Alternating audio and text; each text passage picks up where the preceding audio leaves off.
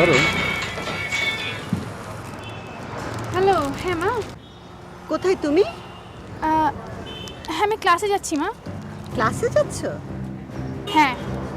আম, তোমাকে কি আমি এখন ক্যাম্পাসে পাবো? হঠাৎ কি হলো মা? তোমার সাথে আমার কিছু কথা আছে মামুনি।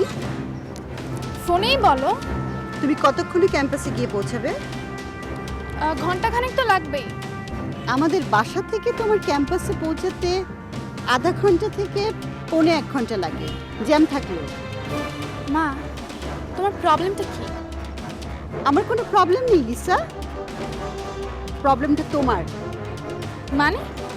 মানে আমার মনে হচ্ছে না তুমি এখন ক্যাম্পাসে যাচ্ছ। মা শোনো, তুমি ঘন্টাখানেক পর ক্যাম্পাসে আসো। আমি নিজেকে নিতে একটু গাড়িটা ঘুরিয়েছি, তো দেরি হবে তো আসতে। ওয়েট ওয়েট লিসা, তুমি আমাকে বোকা ভেবো না।